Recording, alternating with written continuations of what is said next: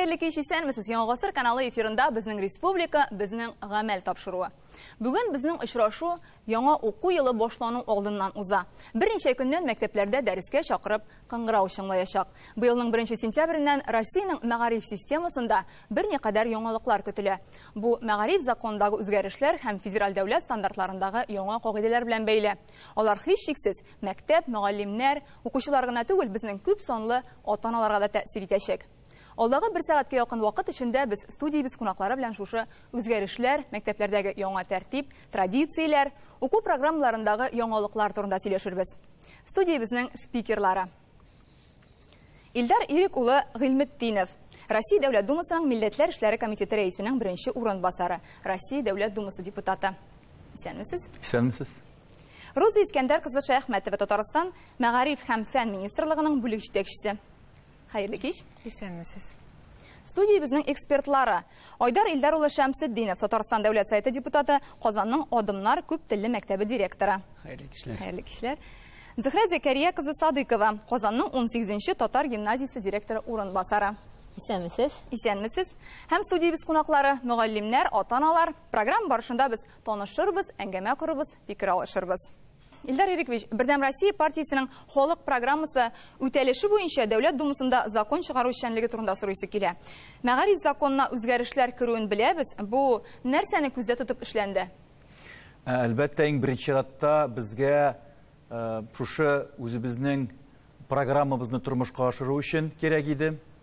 Сез беләсез, безне яратырга мөмкин, яратмаска мөмкин, ләкин без сайлаучылар белән очрашканда һәм инде мәгариф өлкәсендә эшләүчеләр белән аларның гозерләрен ишетәбез.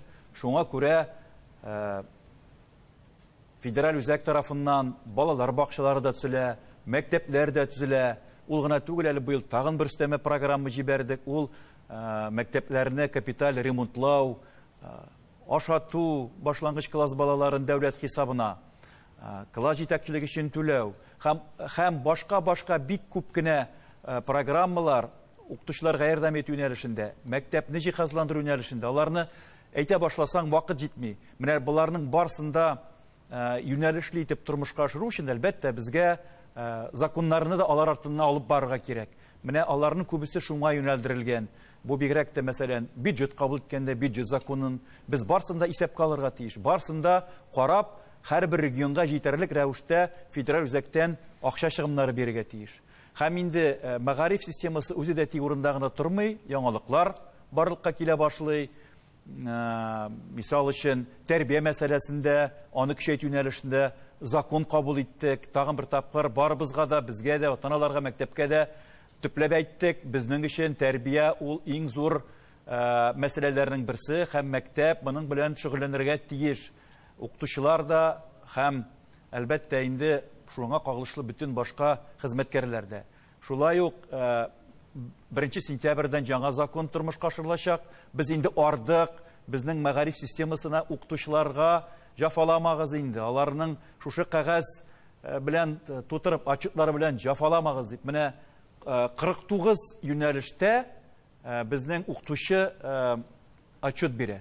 Бу без бүтән илләр арасында беренче рәтләрдә барып торабыз. Моны кайчандыр туктатырга вакыт инде. Һәм шуңа күрә бу федераль закон ул шушы кәгазь валын киметү өчен кабул ителде һәм мин уйлыйм, безнең мәгариф министрлыклар тиешле үзләренең закон чыкканнан соң карарларын кабул итеп, укытучыларны бу кирәкмәгән эштән бушатырлар дигән. Һәм күптән түгел генә мәктәпкә турыдан-туры кагыла торган ата-аналарга балаларны тәрбия юнәлешендә алып бару өчен жаңа яшьләрнең балаларының оешмасын төзү турында закон кабул иттек. Ул нык әһәмиятле. Менә мин кыскача гына беренчәсен генә әйттем, ләкин ул законнар аларга эштә һәм аларны тагын карарга була. Әйе, патриотик тәрбия, тарих, дуслык, гаилә кыйммәтләренә төшендерүче яңа дәресләр керә башлый. Беренче сыйныфтан ук балалар финанслар белән эш итә башлаячак. Һәм менә быел мәктәпләрдә һәр яңа уку атнасы дәүләт әләмен күтәреп һәм гимн җырлап башланып китәчәк. Һәм менә бу яңалыклар алар замана таләбеме? Сез беләсезме, гомумән Мин теге тәрбие мәсьәлесенә килгәндә, патриотик тәрбие мәсьәлесенә килгәндә, ул бит инде бик патриотизм ул флаг күтәрү генә түгел, ул әлбәттә туган илеңә мәхәббәт, әти-әнигә ихтирам, олыларга ихтирам, үзеңнең табигатыңны саклау, аны күп иттереп сөйләргә мөмкин. Ә инде менә мәктәп системасында шушының нинди юнәлешләрен алырга мөмкин, нәрсә эшләргә мөмкин дип без уйлашып, менә флаг күтәрүдә һәм төрле патриотик темага багышланган сәгатьләрдә һәм укытучыга аерым рәвештә мөмкинчелек бирү балаларга дөньяда нәрсә бара, нинди вакыйгалар бара, аларны аңлату, алар да әлбәттә кирәк. Балалар безнең интернетта утырып, шуннан гына теләсә нәрсә, шелтәрләрдән теләсә нәрсә укып кына алай дөньяны кабул итәргә тиеш түгел, укытучының монда зур роле булырга тиеш. Сез менә без укыганда безнең укытучылар иң беренче чиратта нинди генә фәндә булмасын, физикамы, химия, математикамы, алар иң беренче вакытта тәрбиячеләр иде, педагоглар иде. Һәм аннан соң инде үзенең фәннәрен акыллы иттереп бирүче кешеләр. Әлбәттә безгә кирәк шушы уңай якларны алып, хәзерге мәгариф системасында да аларны кулланырга акыллы иттереп. Шулай аңлашылды, рәхмәт. Без беләбез, билим йортларында менә бу дәүләт әләмен күтәрү, гимн җырлау, менә бу тантаналы линейкалар 5 сентябрьдән башланырга тиеш. Гомумән безнең мәгариф системасы моңа әзерме, аның регламенты эшләндеме? Роза Искәндәревна, сүзне сезгә бирәм. Чынлап та мәгариф системасы яңа уку елын менә алда әйтеп киткәнчә яңалыклар белән каршы ала.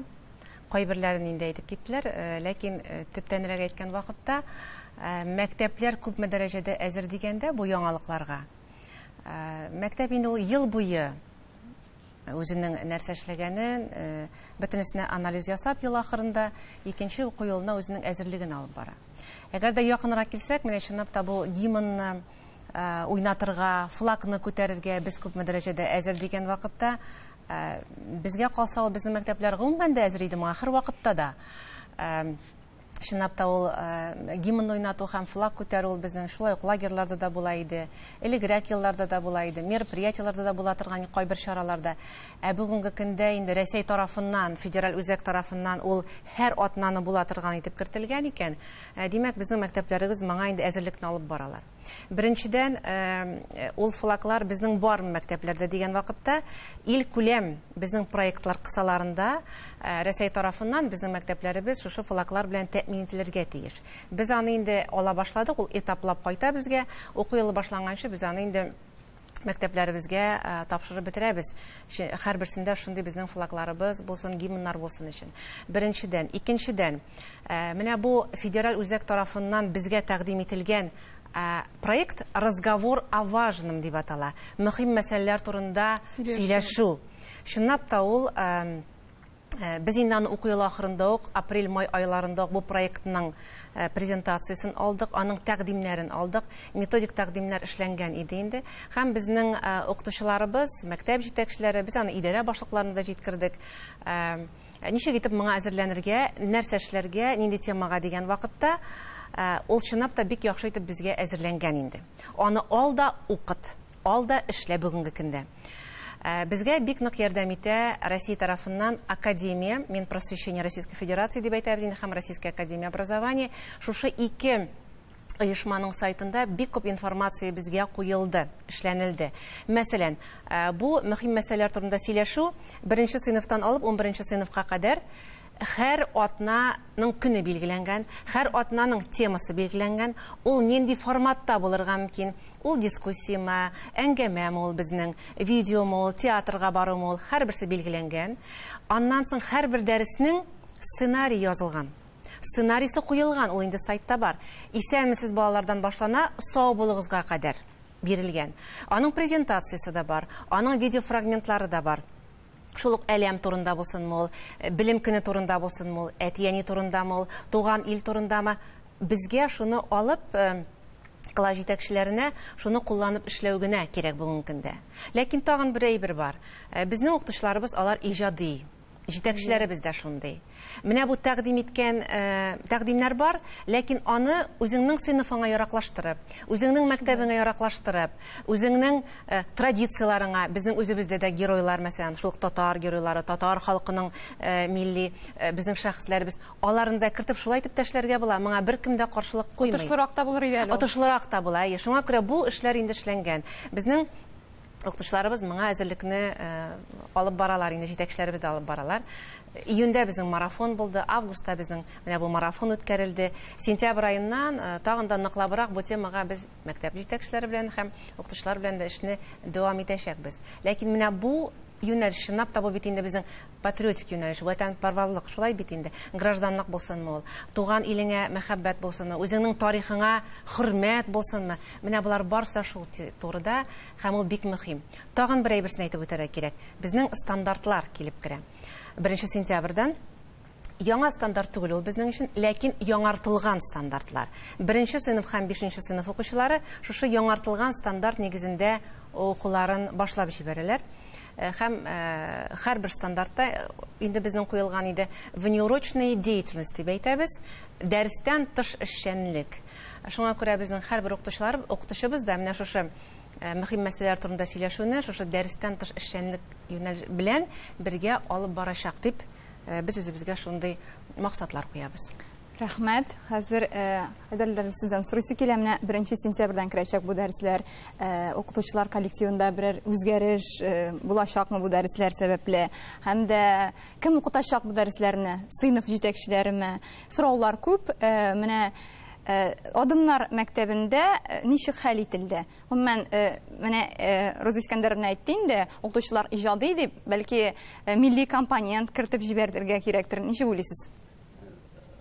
Шулай, әлбәттә, менә без шушы Адымнар мәктәбен ачар алдыннан аны шушы педагогика контентын да барлыкка китергән идек. Һәм гомумән алганда внеурочка, шушы класстан тыш эшчәнлеккә безнең игътибарыбыз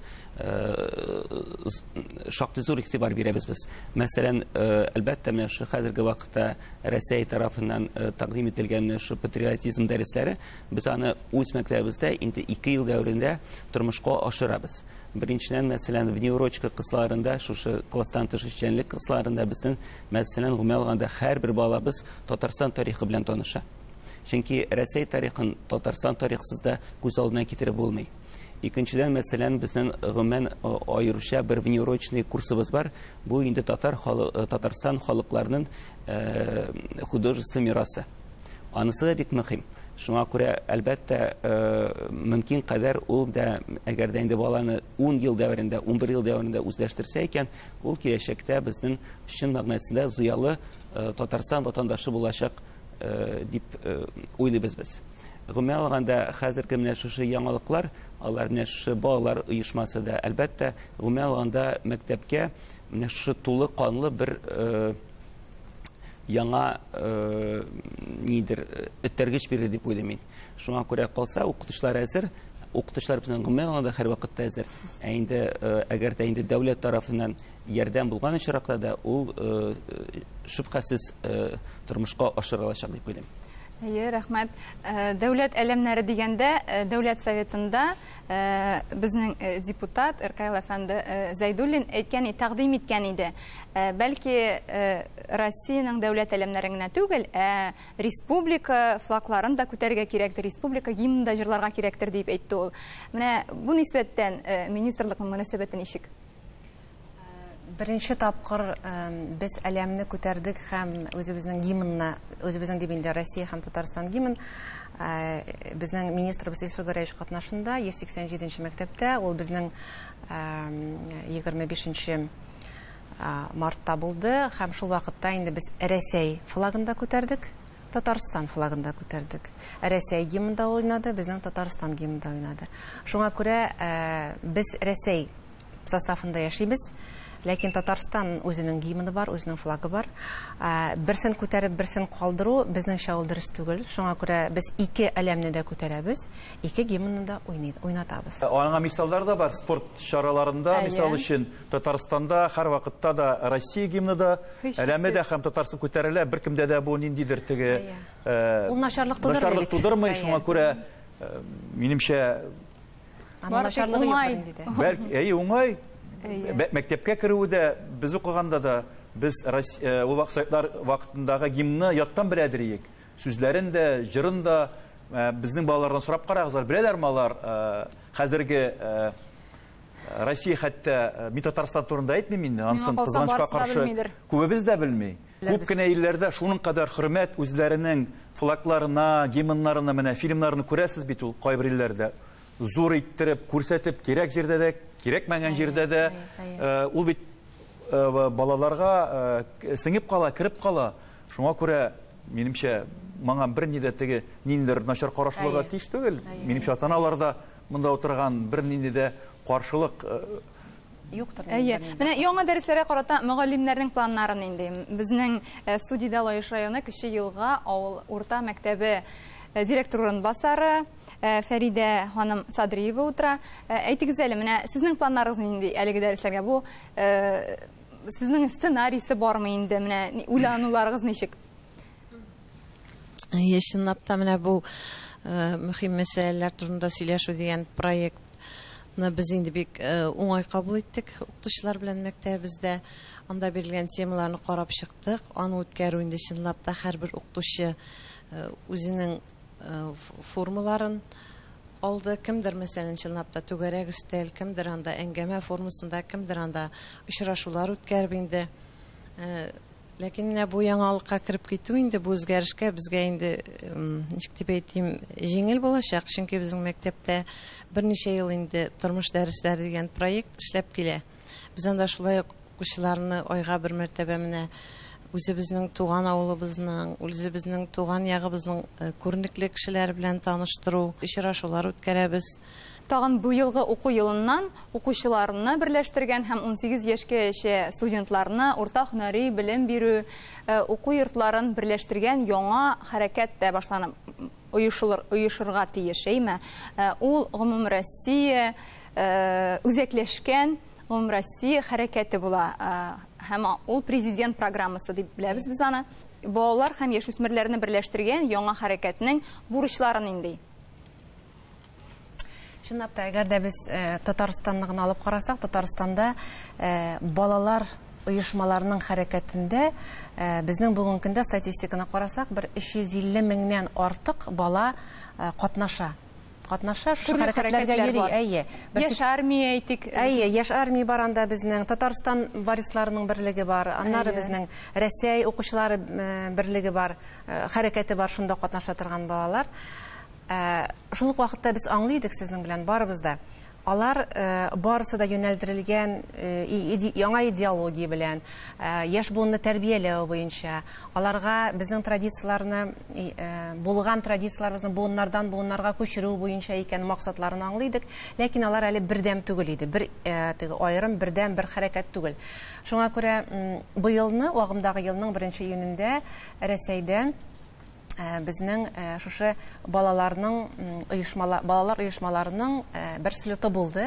Шул слет кысаларында конференция да үтте. Шушы конференция вакытында бу конференцияны оештыручылар безнең Министерство просвещения, Росмолодежи, Российская академия образования булды.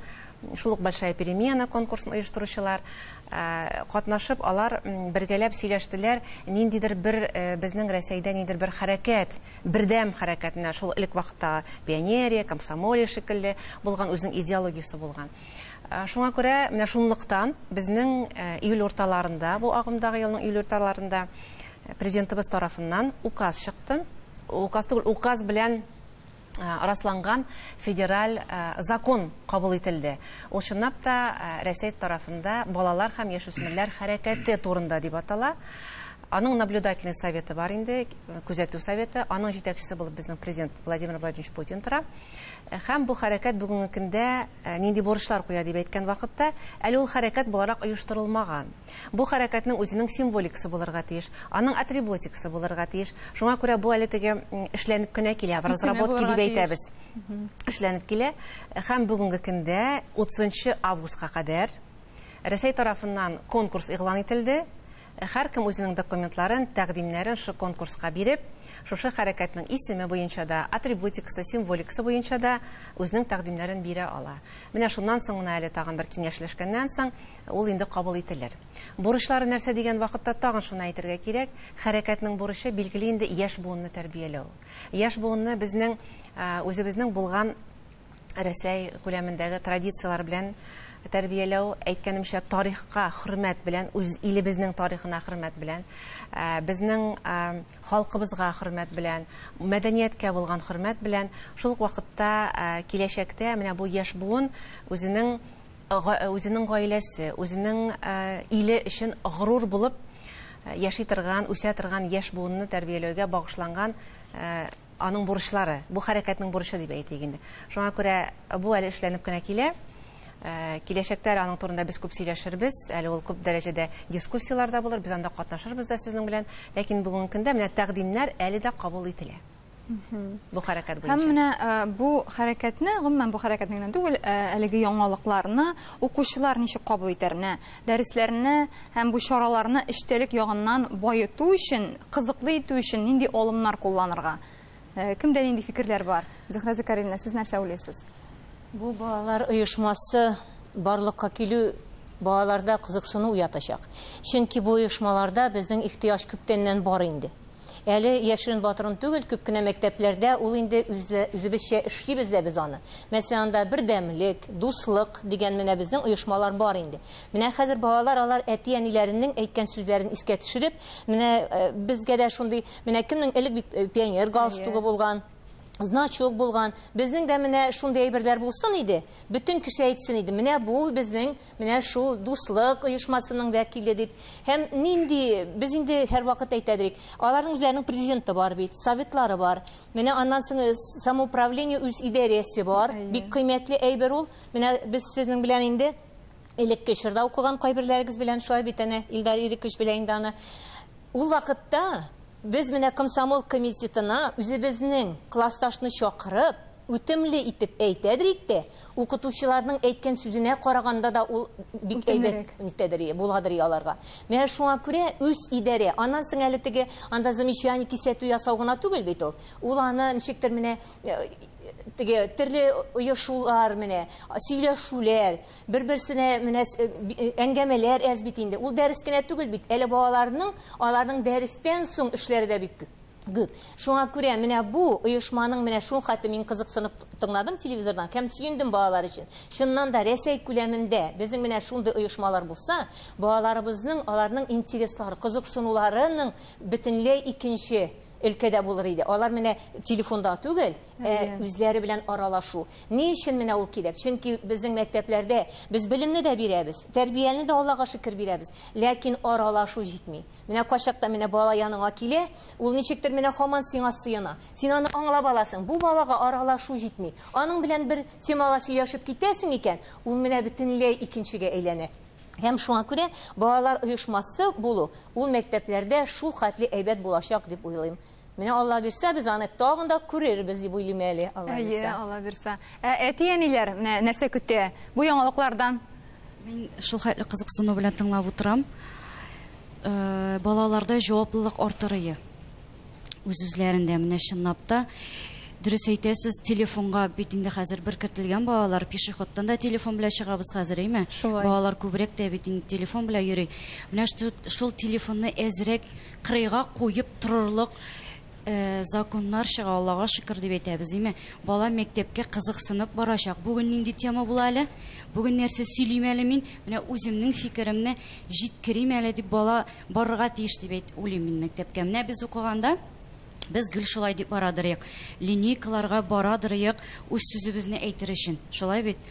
Безнең менә үзебезнең дә хәзер балаларыбыз бар, мәктәпкә кызыксыну белән барсыннар. Уф дип түгел. Менә рәхәт итеп укырга тиеш бала мәктәптә. Мин дәгән бик кызыксынып сезнең әңгәмәгезне тыңлап утырам. Безнең өчен бик кызыклы. Мин үзем балалар җәтүлегендә методист булып эшлим. Безгә дә бик кызыклы сораулар кагыламында. Рәхмәт сезгә. Рәхмәт, сораулар тагын, бәлки программа барысында тагын чыгар. Укытучыларга анда төрле сораулар булырга мөмкин балалар тарафыннан. Авыр сораулар. хәзер үк җавап бирә алмый торган сораулар. Кайбер очракта бәлки теге провокацион рәвештә сораулар булырга мөмкин, алар челтәрләрдән укыйлар. Безнең теге башка сыймый торган сораулар. Аннан куркырга кирәкми, аларның авызын җабарга кирәкми. Бәлки кирсенчә аларны ишетеп, исәпкә алып, үзең җавап бирә алмасаң, бергәләп эзләнеп балага теге аргументлаштырылган, бик мотор иттереп, дөрес иттереп җавап бирергә кирәк. Безнең бар шул мин беләм, үзем күп очрашам. Син сорауны бирмә, без сиңа җавап бирмибез, син моны каян алдың? Син нәрсәгә әйдә бар әтиеңне чакыр, сөйләшәбез. Бу укытучы бу сораулар булай эшләргә әзер булырга тиеш. Һәм безгә кирәк шуңа күрә мәктәпләргә көчле укытучылар, иң көчле мәктәпне битергән балалар укытучы булырга кирергә тиеш.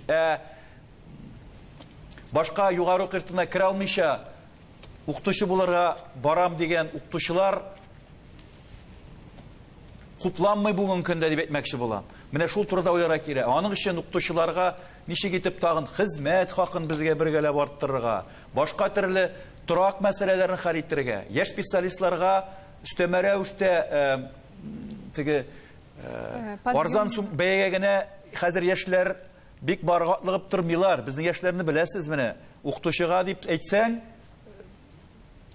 урман түгел кул күтәрүчеләр. Чөнки ул бик зур җаваплылык, укытучы эше. Чынлап та укытучыга кем барырга тели?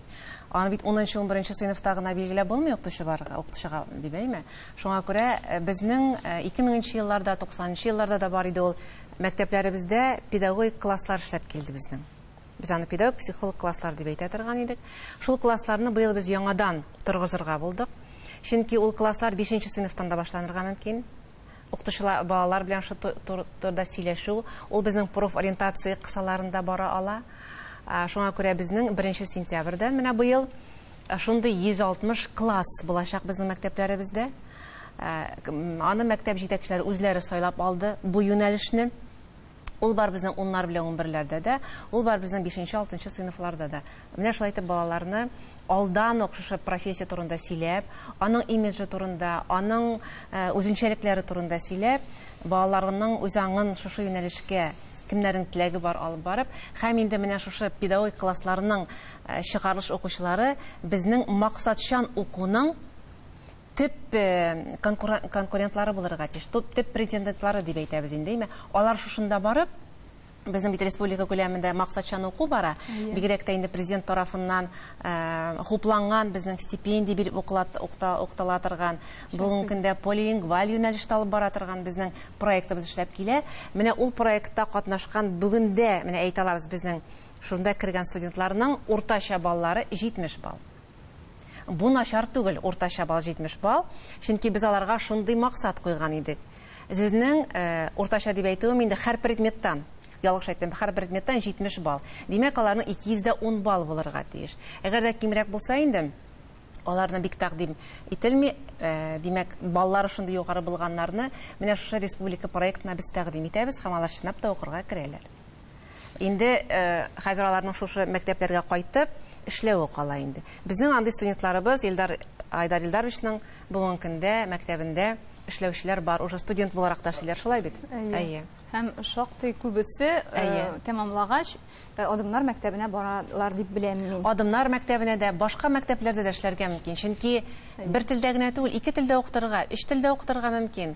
Укытучының шушындый бай булуы, телләр белүе, гомумән предметын белүе, тәрбия мәсьәләләрен белүе бик мөһим бит бүгенге көндә. Рәхмәт. Без сөйләшүне тагын 1 минуттан дәвам итәрбез, ә хәзер реклама.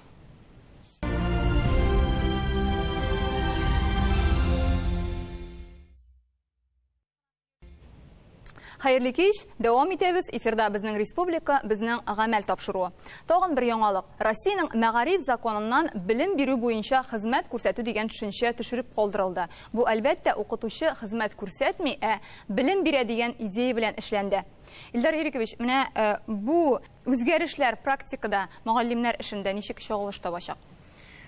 Безне бит инде бу федераль закон кабул ителгәч, нишләп мәгариф системасында эшләгән укытучылар, алар бит инде белем бирәләр, тәрбия бирәләр, нишләп шулай яздыгыз дип бик безне сүктеләр, бик күп хатлар алдык. ул дөрес түгел, бигрәк тә инде бу беренче чиратта шушы укытучылар тарафыннан да һәм инде мәгариф өлкәсендә эшләгән белгечләр тарафыннан да инде без ул аларны ишеттек һәм мөмкин таптык бу терминны федераль законнан алып бәрергә, бүтән безгә хатлар язып җәфаланмасыннар, борчылмасыннар, тәрбия эшләре һәм белем бирү белән эшләсеннәр, безнең бурыч инде дәүләт тарафыннан аларга мөмкин бөтен яктан ярдәм күрсәтү дигән фикердән чыгып эшләнгән. Димәк, үзгәреш юк мөгаллимнәр эшендә. Мөгаллимнәр өчен Ничек бар шулай? Ничек бар шулай, бер ни дә аларга кыенлык тудырмый, кирсенчә менә шушы ул инде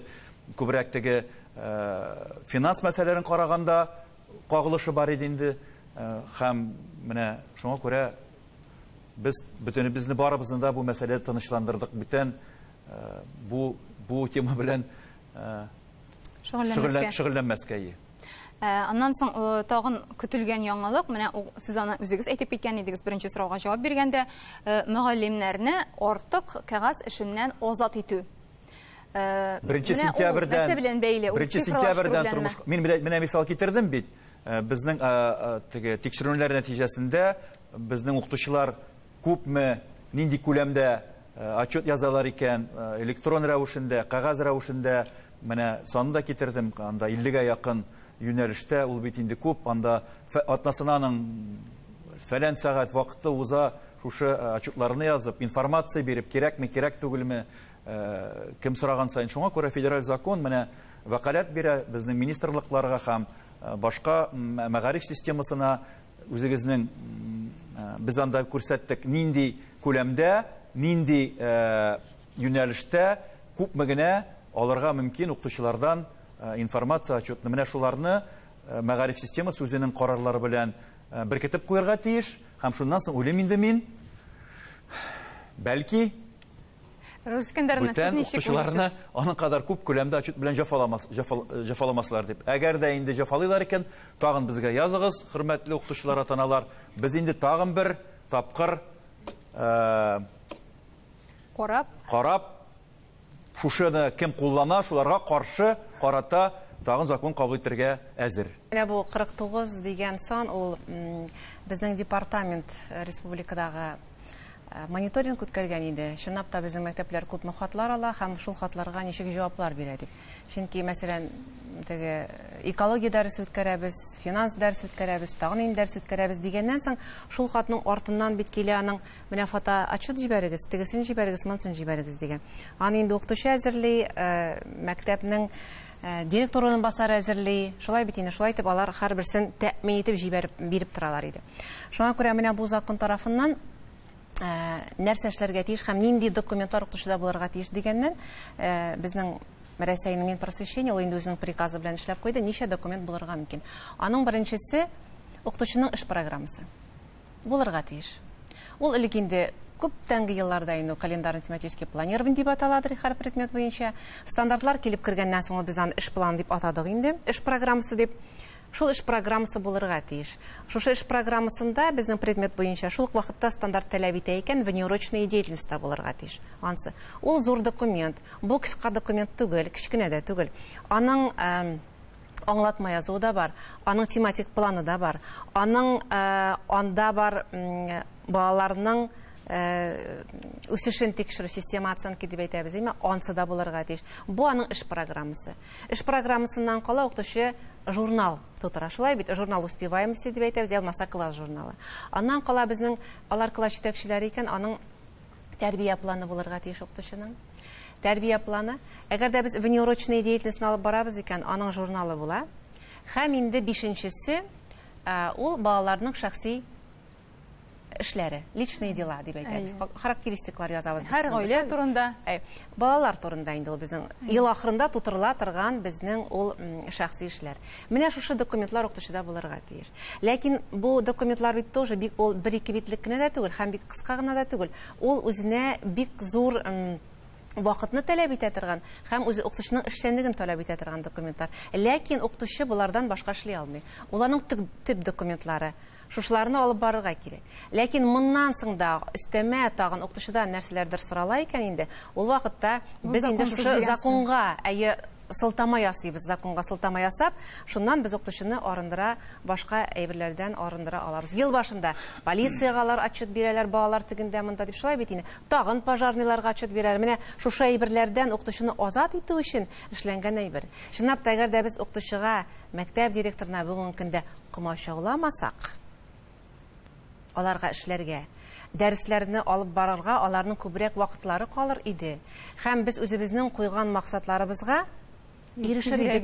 Әйе, тирәнрәк булыр иде, эффектлырак булыр иде ул безнең. Менә бу отчетлар дибез бит инде, аның цифрлаштыру ярдәм итәме укытучыга? Әйтик, менә шәхси эшләрне эшләгәндә аны эшләп буламы? Компьютерда эшләп буламы аны? Ансын да әйтергә кирәк. Мәсәлән, шул эш программасы икән укытучының. Чынлап та ул күләмле документ. Бүгенге көндә Россия тарафыннан менә бу технологияларны куллану, цифрлаштыру. Мәсәлән, единое содержание общего образования дигән безнең сайт бар. Сез аны беләсез инде, әйме? Шул сайтта эш программаларының шаблоны куелды. Һәр предмет буенча бар. Һәр предмет буенча куелган. Алда шуны үзеңә алда эшлә. Мин аны эшләп карадым. Мәсәлән, мин рус тел укытучысы, мин үземә эшләп чыктым. Чынлап та бик ансат эшләргә була. Ләкин укытучы үзенең сыйныфына карап шул вакытта, үзенең мәктәптәге булган мөмкинлекләргә һәм үзенең осталыгына дип әйтегәндә карап, һәрбер укытучы бит ул иҗади эшли. Аны үзгәртергә мөмкин. Үзгәртергә мөмкин, алыштырырга мөмкин, кимтергә мөмкин, карарга мөмкин. Ләкин бу шаблон безгә ярдәм итә, коллегалар. Димәк, менә бу цифрлаштыру ул ярдәм итә. Бу кирәкле әйбер укытучыга. Рәхмәт. Менә быел Татарстанда цифрлаштыру елы бит инде укытучыларның август киңәшмәсендә әйтелде. Быел укытучыларга ноутбуклар өләшенгән 12 мең данә һәм авыл җирлекләрендәге, авыл җирлекләрендәге 590-га якын мәктәпкә цифрлы мөхит, цифрлаштыру мөхите килеп җиткән дип әйтегәндә, әле Wi-Fi-га да тоташтыру планлаштырыла. Хәзер менә бүгенге тапшыруда минем милли мәктәпләргә дә игътибар итәсем килә. Шушы нисбәттән, чөнки шундый сорау туды. Әйтик, хәзер бит инде без платформаларда эшлибез, укытучылар төрле платформаларда эшлиләр, ләкин алар рус телендә. Менә Айдар, сездән сорыйсым килә. Татар телендә менә шундый платформалар бармалар. Сез бу мәсьәләдән ничек чыгасыз? Ничек эшлисез? Но беренчедән шул август киңәшмәбездә, әгәр дә сез аны төп түгел шунда идегез, хәтерлисездер, анда яңа проект тәкъдим ителгән иде. Бу татар телендә беренчедән онлайн школа. Бу чыннан да бик кирәкле нәрсә, чөнки ул һәрбер татар балаларына авылда тәрбияләнгән татар баласына, шәһәр кысаларында тәрбияләнүче татар балага шушы татар телендәге белем алырга мөмкинлек бирә. Икенчедән, Сбер класс тарафыннан да яңа проектлар тормышка ашырыла. Гомумән алганда хәзер бик кызык яңа проект Белем.ру. Димәк, ул юнәлештә дә республикада шактый күп нәрсә эшләнелә һәм дә эшләнәчәк дип уйлыйм. Рәхмәт. Бу икенче гимназия тарафыннан эшләнгән фән дәресләре шуның хәтле матур. Безнекеләр инде бездә бит 18 гимназиядә предметларны фәннәрен татар телендә укыталар. Безнең инде кызларыбыз шулай итеп әллә кайлардан эзләп үзләре төзиләр иде. Хәзер менә ул егетләрнең тагын чыгышында нәрсә ишеттем, рәхмәт яугырлары. Килеп бушка алырга мөмкин, кулланырга мөмкин. Без аңа рәхәтләнеп алабыз барабыз. Шулай, рәхмәт. Менә быел татар теле дәүләт теле буларак та укытыла башлый. Ялгышмасам, ул да гариза нигезендә укытыла. Бу татар теле туган тел буларак укытылганнан ничек аерыла? Нәрсәсе белән аерыла? Искәндәрне. Татар теле әйткәнегезчә инде, чынлап та ул әтиәннәрнең гаризасы буенча, димәк, аларның сайлаулары буенча, ул туган тел буларак татар теле укытыла һәм татар теле ул дәүләт теле буларак укытыла. Нәрсәсе белән аерыла дигән вакытта, безнең бит инде ул моңарчыда бар иде. Без моңарчыда сайлап алган вакытта туган телне, димәк, безнең татар телле балалар, алар сайлыйлар иде, чынлап та татар телен туган тел итеп. Инде безнең рус теле балалар сайлый торган иде, татар телен инде туган тел итеп түгел, татар теле итеп сайлыйлар иде. Һәм аның методикасы да башка төрле укытыла. Безнең аңа дәреслекләребез дә бар, әзерләнгән укытучыларыбыз да бар. Ул эшләр безнең алып барыла иде. Шуңа күрә бу шул юнәлештә дәвам итәчәк. Ләкин аның предмет буларак менә шулай итеп аталуы безнең өчен бик кирәк иде ул. Чынлап та татар сәгатьләр саны өстәлә дигән сүз түгелме ул? Сәгатьләр саны кимемәде, шунысын да әйтергә кирәк. Чөнки безнең менә бу яңа стандартлар дип әйтәбез бит, үзгәрешләр кергән стандартлар.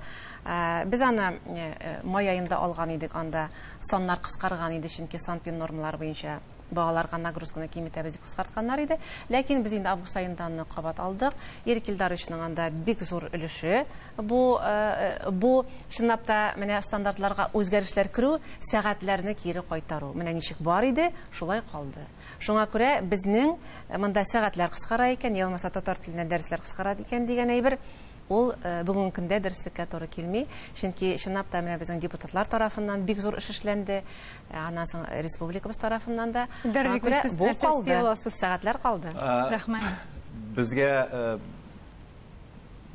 кыскартабыз дип шундый жаңа приказ чыккач сәер булды, чөнки 1000 сәгатькә урта мәктәпне сәгатьләрен кыскарту, анда 500 сәгатькә башлангыч классны кыскарту һәм шул вакытта нәрсәне кыскарталар, нинди фәннәрне кыскартырга тәкъдим ителәчәкләр аңлашыла иде.